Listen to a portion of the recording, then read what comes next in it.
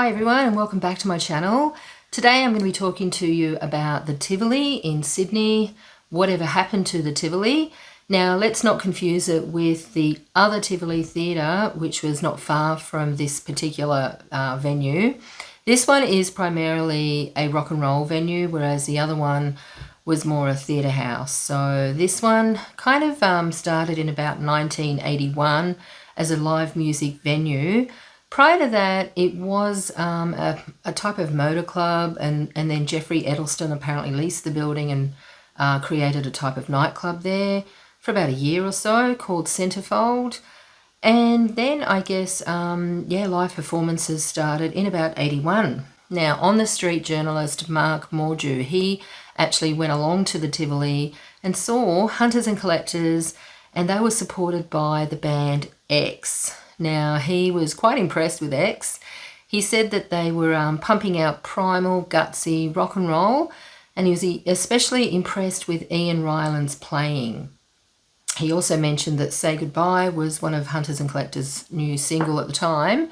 What a cracker of a song that is. Don't make me feel like I'm a woman anymore. Now, moving along to 1982, bands like the Little River Band and Renee Gayer played there. 1983 was a really big year at the Tivoli. When I look at the records, there were lots and lots of bands. Bands like The Saints, Rose Tattoo, In Excess, The New Christ, The Church, The Divinals, The Reals, My Sex, The Angels, Choir Boys, Machinations. Susie Quattro actually played at the Tivoli, and there's some fantastic photos of her in her leather-clad outfit taken by photographer Bob King. They're really nice photos, they're black and white. As well, the international band Dead Kennedys performed at the Tivoli, and a lot of Australian bands supported them, including Celibate Rifles, The Laughing Clowns and Spectre's Revenge. In about 1984, there was a fabulous New Year's Eve gig by the band Public Image Limited. Now, the support band for this was the Flaming Hands, and I have found a flyer that said grand opening, so I'm not sure why that was, because the club actually opened in 81. So now Toby Zotes actually attended this gig, and he reckons he was right up the front, had an absolute blast, and in fact recalls Lydon asking him how was the act. So speaking of Toby, he's got this fantastic artwork, and it just shows the Divinals at the Tivoli, and I had to go and buy it, so check him out, he's a great artist. So the years 1985 and 86, many bands had performed by this stage at the Tivoli. Bands like the Triffids, who went on to, great success overseas. Internationally, the band Screaming Jay Hawkins played at the Tivoli, and apparently he came out of a coffin when he came on stage, and by all accounts he was sensational. So some other bands that played there were the Screaming Tribesmen, Died Pretty, Exploding White Mice, The Residents, Flaming Groovies, Ice House, The Go-Betweens, The Hitmen. I've also got I found a Harbour Agency worksheet that actually states when the Ups and Downs, The Go-Betweens and the solo act Peter Blakely performed there. Now, the writer Bernard Sewell, he actually went to see the Go-Betweens at this particular gig, and he describes the songwriters Foster and McLennan as two of the finest craftsmen in Australia. Have to agree with that. They're a great band, the Go-Betweens, so yeah, really would have been great, fantastic to see them at the Tivoli. The Go-Betweens and Streets of Your Town. I can't believe that!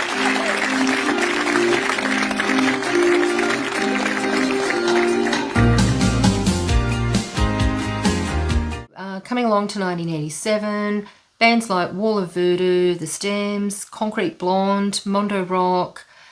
Now, David Bowie, there were rumours that were circulating at the time that he actually might have had a secret gig at the Tivoli. I reckon that's true, because he actually, bought an apartment at Elizabeth Bay, and he was kind of living off and on in Sydney for a while. A lot of people actually saw him out and about in Sydney. David Bowie, in fact, had his Glass Spiders tour press conference at the Tivoli. Now, Mark Anning covered this tour, and there was one particular journalist who asked Bowie whether he was worried that some of his music videos might have been detrimental to youth culture. And Bowie kind of answered, "Oh, you don't get out much, do you?" So a lot of your early fans would say that your early work was innovative, but that was fairly innovative and groundbreaking. Yeah. But the work that you're doing now, you play it safe. What's your reaction to that? I would suggest that's a matter of opinion. What else? The Party Boys recorded their live album at the Tivoli in 1987. Many bands performed here. Now, 1988 was actually nearing the end of the Tivoli's time as the premier rock venue in Sydney. There were bands like the Hummingbirds, the Crystal Set, Nick Cave, the Saints. Candy Harlots actually supported Cheap Trick, and I've got a great photo of Cheap Trick. The photo was actually by Dennis Gray, and if you don't know, Dennis and his brother Cole have an amazing podcast. It's called The Australian Rock Show. It's on Spotify. Check it out. It's awesome. So here's the vicinity of 654 George Street in Sydney. It's around the Chinatown Central Station, heading towards Town Hall. And lots of new developments, I guess, that have happened over the last, 30 years. There aren't any, signs or numbered buildings that indicate 654, so I'm assuming it is on this location. I was able to find 650 George Street in Sydney. However, it's been a struggle trying to find 654, as there are no street signs or, signage. So the only thing that looks like it might be 654 is, in fact, World Square. Some stories about the Tivoli. Now, the big story is Midnight Oil actually played there at, I think it was 1981, and it was 4 or 5 nights consecutively. And they just tore the house down, honestly. There was one particular night where Peter Garrett was dressed up as Santa Claus, and he actually descended from the ceiling, and I think he was throwing out some Armistice Day CDs, because there was one guy who actually caught one. Apparently a guy called Mark Dodson operated the flying saucer that saw Garrett come down, and apparently they performed Wedding Cake Island. Now, a lady called Linda Memphis, she recounts, she was a writer for this Underneath the Colours fanzine, and in 1987, she actually did a review of the In Excess live at the Tivoli. It was a surprise show, and it was kind of on the eve of the Australian Made concert that happened at the time. And they just played fabulous songs like The Loved One, Shine Like It Does, and the new song at the time was Mystify Me. Tony Mott actually recalls when he was on a pub crawl or a venue crawl at the time with Jonette from Concrete Blonde, and one of the highlights for him was seeing the Saints at the Tivoli, and he's got this fantastic photo of them backstage, I think in the shower area. A lady called Kathy, I've got a great photo of her carrying equipment up the stairs at the Tivoli. It may have been for an Iggy Pop gig. Now, speaking of Iggy, the New Christ actually supported Iggy when he came to Australia on some of his tours, and I've been able to get a fantastic interview with Chris Mazurek, Chris of the Screaming Tribesmen, the Hitman, Radio Birdman, and the New Christ. So stay tuned for that one.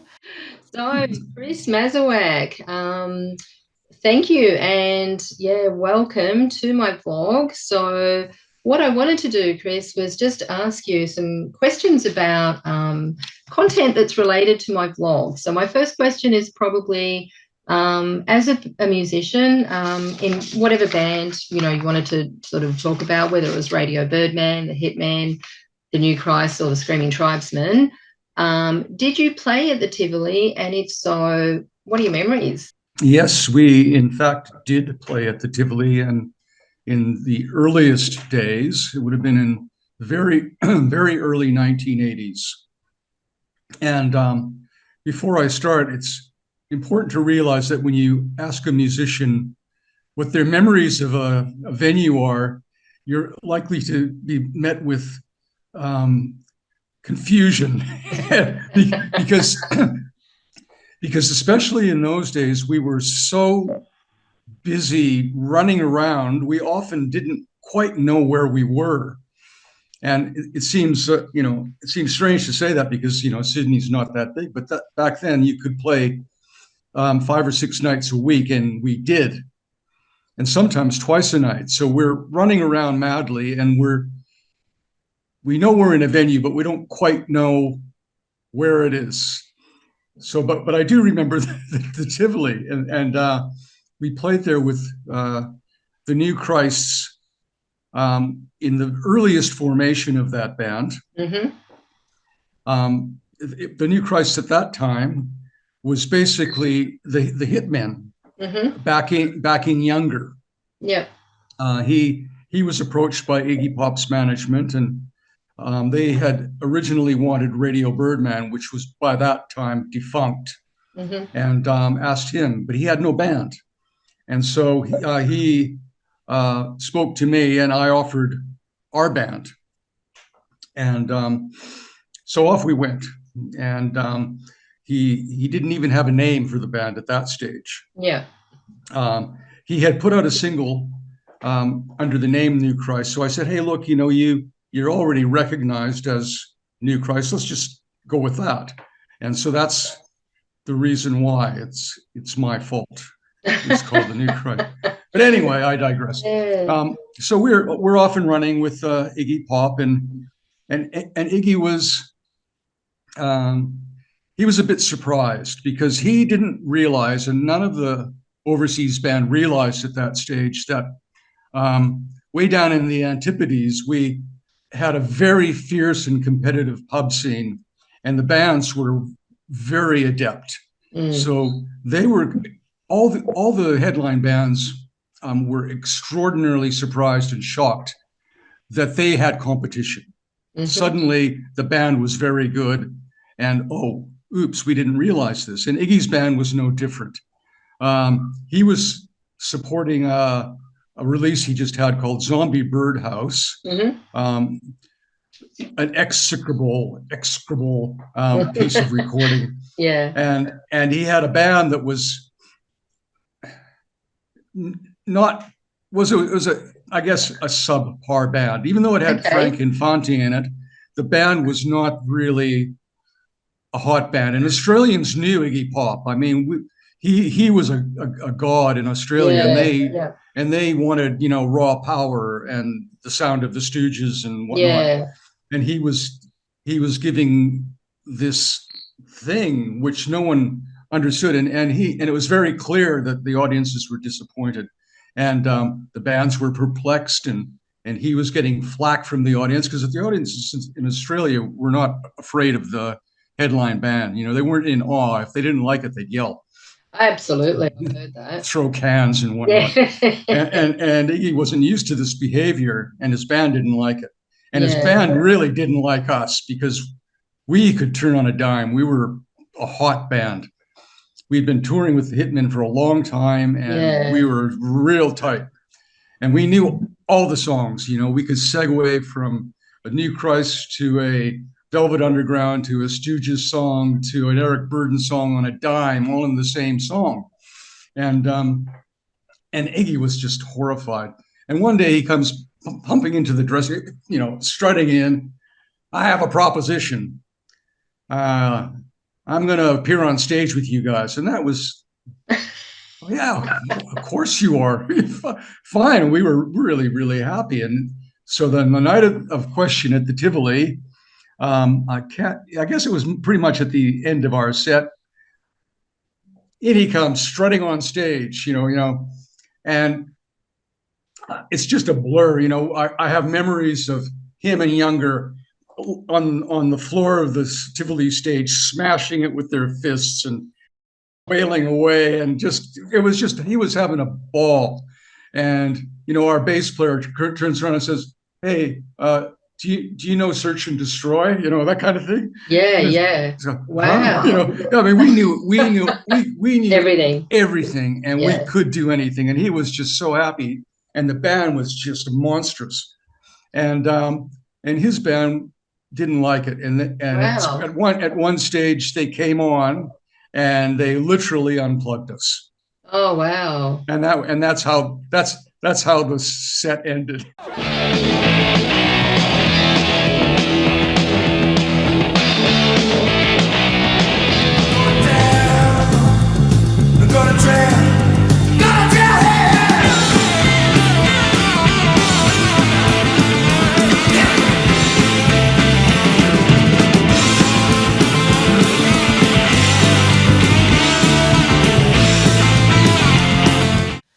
Johnny Canis of The Hitman, he actually has some great photos, or I've been able to find some photos where he's on stage, he's backstage, and there's also a flyer that I was able to locate that was advertising his benefit night, and that happened in 1983 as Johnny had a serious car accident, and a bunch of fantastic musicians all came together. And some of them were John Swan, Rob Younger, Warwick Gilbert, Chris Mazawak, Tony Robertson, Alex Smith and his Soul Review, Jimmy Barnes, Mick Buckley, Brad Shepherd, Mark Kingsmill, James Baker, Ron Pino, Mick Majou, etc., etc. So including the Tivoli bookers, Mark Krastowski, Harry Della and the agent Sam Riggy. Peter Saville recalls a great story at the Tivoli. One night when the Stems were playing, Peter and his 2 or 3 mates, Michael Simmons, Paul Hendy and Richard Gaddy, all were singing along on the bassist microphone. People started invading the stage. The musician Dom got super excited, smashed his Telecaster at the end of the song. The band walks off. Peter spies the smashed up telly, grabs the body of the guitar, stuffs it up his shirt, and follows his friend Paul down the stairs past security with the said guitar body up his shirt. They wait outside for the rest of their friends. One guy, Richard, had the busted up guitar neck waving around his head yelling, "I've got the neck." Paul Hendy and Peter rebuilt the Telecaster, and to this day it still plays like a gem. Paul apparently did tell Dom that they had his guitar, and Dom had apparently just spent money on new pickups before he smashed it. What a great night. Andy of Judge Mercy, who's now playing with Billy Joel and has been for many, many years, he actually debuted with Rose Tattoo at the Tivoli many moons ago. Now, there's one story where Chrissy Amphlett apparently was rumoured to have said, and I saw it on a Facebook post, she said that the bar in the Tivoli is called the Ball Bar because apparently she walked into Rose Tattoo's dressing room and said they didn't have any balls. And later when she was standing at the bar, a roadie and some members of Rose Tattoo rolled up, they dropped their trousers to prove her wrong. And yeah, so that apparently did happen sometime in the 80s, according to Chrissy. Johnny Thunders, he played at the Tivoli, the international act Johnny Thunders and the Heartbreakers. Sadly he's not around anymore, but there was a fan called Maria, and she recounted a story in 1987. It was when she went to one of the gigs. She was only 17. She apparently went to 4 or 5 of them. She met him, she hung out with him, and apparently he dragged her from the side of the stage, and she actually got up and did an impromptu performance with him. And then afterwards they kind of hung out, and she showed him all the kind of clubs around Sydney. I think she took him to a club called Propaganda in King's Cross, and Glenn Matlock from the Sex Pistols actually joined them because I think he played with the band at the time. And she always remembers dancing to Lust for Life by Iggy Pop with her and her Argentinian girlfriend from high school and just some other people. And yeah, so apparently Johnny asked her if she would come to the gig on the next night and do vocals or backing vocals for Gloria with them. And so clearly she jumped at the chance. So look, there's some of the stories that I've been able to find about the Tivoli.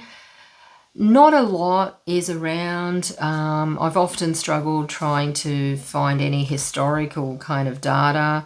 Not a lot of stuff's been digitised, but yeah, look, combined with just some of the music from the time, I think it's really interesting to kind of take that trip down memory lane and sort of see what happened to the Tivoli. I hope that you've enjoyed this gig about the Tivoli. Don't forget to hit like and subscribe. I've got lots of other videos that I have made, and I will be making quite a lot more. So thanks for tuning in. Hope you enjoy.